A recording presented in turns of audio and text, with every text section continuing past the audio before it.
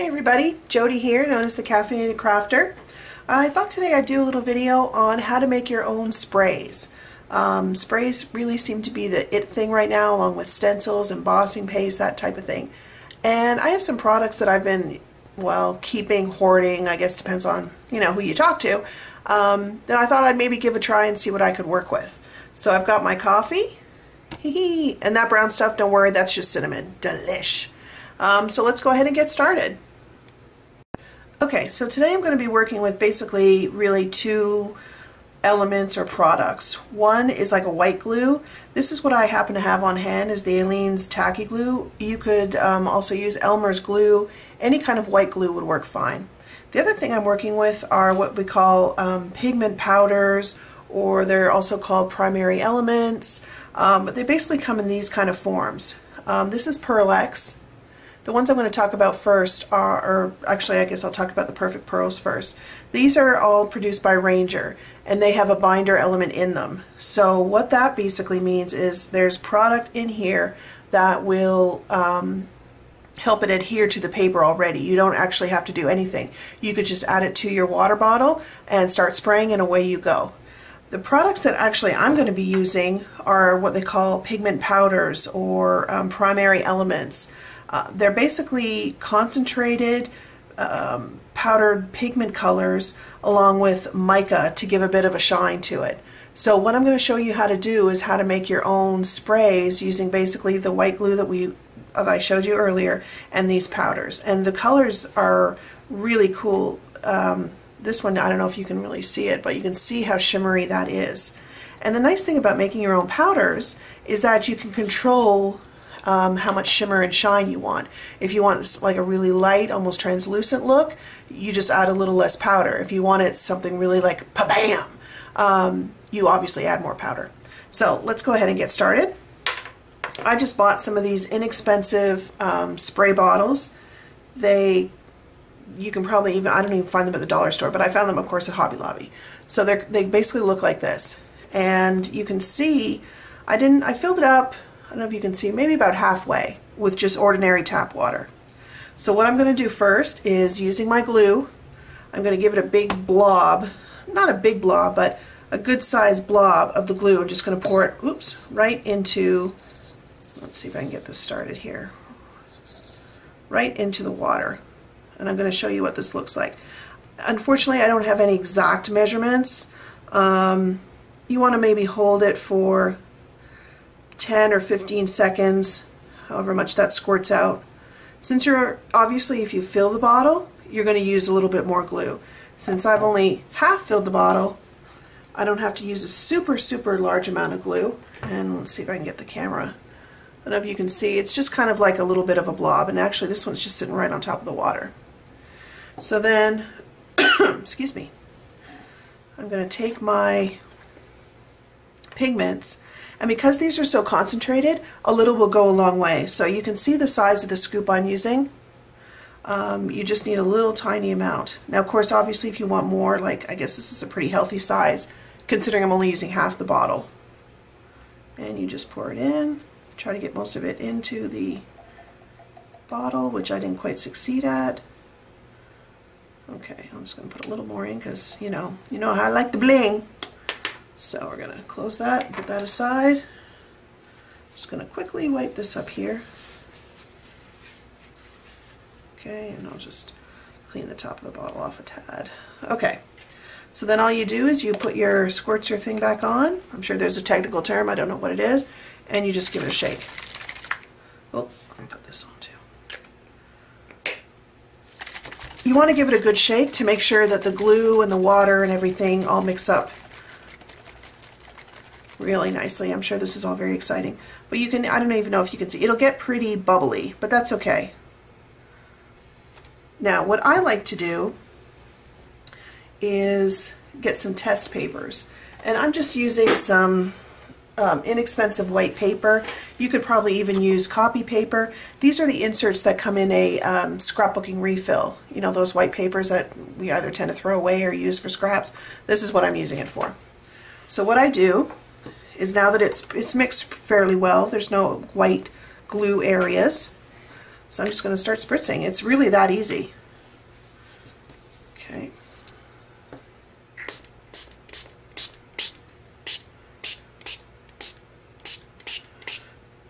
Now what I like to do in order to blend it a little bit more is I'm going to take some paper towel and just kind of blot it a bit. Get it to blend a bit more, and then I'm going to hit it with my heat gun and get it to dry.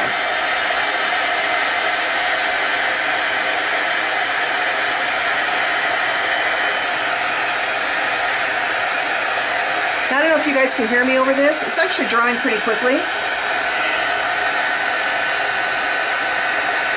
It's pretty much almost dry now.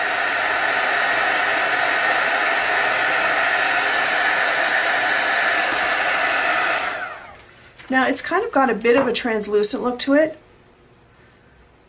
What I'm going to do is I'm going to spritz it another layer just so I can get more of to kind of see what the true color would be, or a darker color. I might even add more powder, which you can totally do at this point.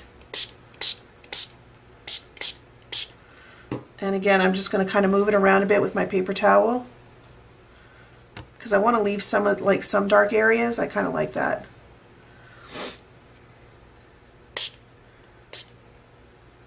Okay, I'm going to pause the tape and I'm going to come back. It's already going to be dry through the magic of video. Okay, so I've dried it now, and I'm hoping the camera's picking this up, but that shimmer is all from the pigment powders. Basically, the paper was flat white, like this side. That shimmer and that sheen is all from the spray. So what's kind of cool is I've done up, when I was first doing it, I did this purple color. Now let me show you a couple of the swatches that I did. I filled this entire thing up for first of all. So this was the first one I used. I mean, it's kind of interesting and the color isn't too bad, but it didn't have the amount of depth in that I wanted. So I added more powder, and you can see the difference, how much darker it is. Now this seemed a little too dark to me, so what I did was I just sprayed it on this third piece and just kind of sprayed it a little bit less and used my paper towel to move it around a bit. And I was much happier with the results here.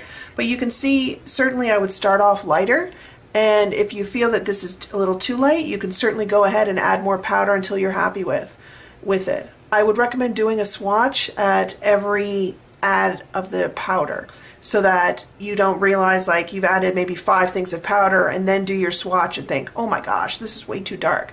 Unfortunately, the only thing you can do is maybe pour some of it out and add more water to kind of water it down a little bit.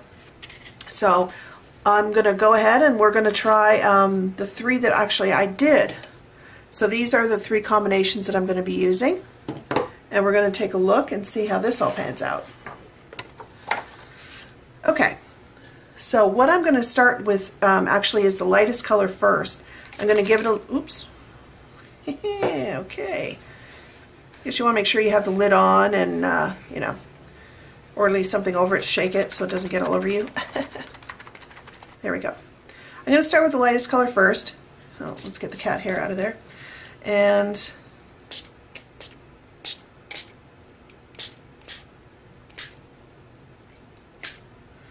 now what I do between each layer and each color is I dry it. If you wanted it,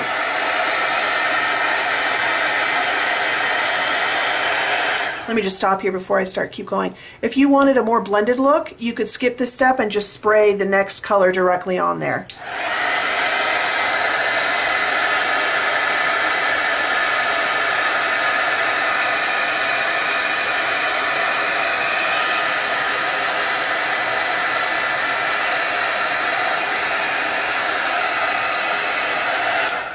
Okay, so I'm going to take the next color.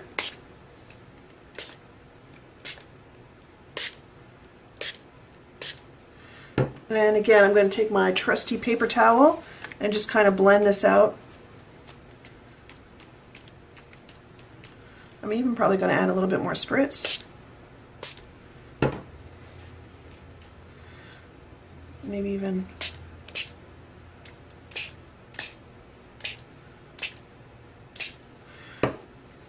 It's nice to use the test swatch because you're not taking things directly to your project.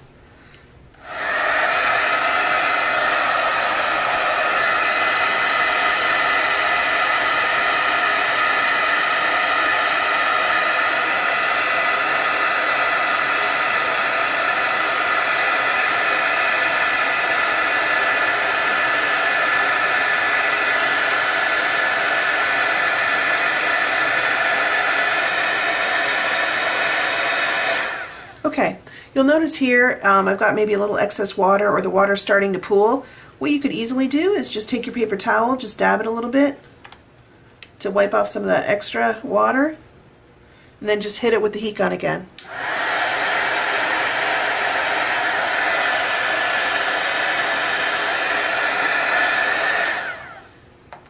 Okay, and then I'm going to add the final color. Just give it a little bit of a shake.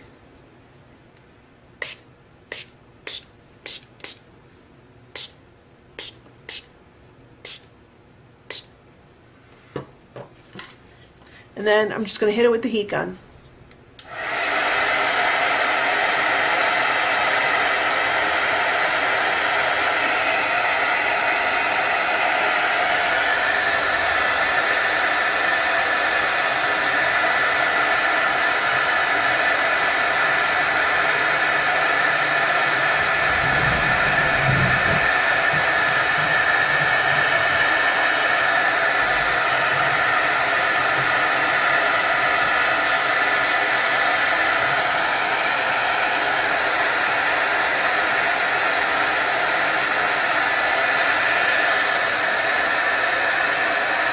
I know this is very exciting. And take a sip of my coffee while that's all happening.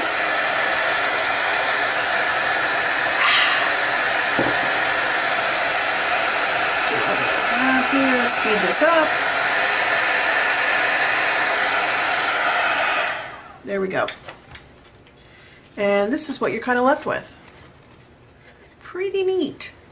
So in another video I'm actually going to show you how I do it with on my art journal. Well, actually I can just show you now. I've started doing some, or in the process of starting, let me clean this up a tad, some art journaling. Not something I'm really familiar with yet, but it looks kind of cool, so I thought I'd try this out. So the same process that I just showed you on the swatch, I actually used here on these pages. So this is the background, and then this is another piece of a different color. The same purple that I used, and then I mixed some like orange and also some like light green blue. Now you'll remember that between each layer I dried it. If I wanted a more blended look, I would just, you can see it's a little more blended down here. You could just keep spritzing.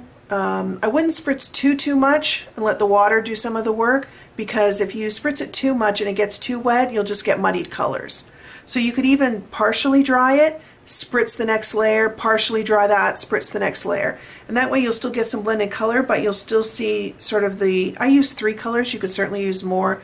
You could see the 3 colors are still defined. It's not one big muddied mess. So I hope this helps and maybe get you to try pulling out some of your other supplies and making some powders and sprays of your own. Happy crafting, and thanks for watching.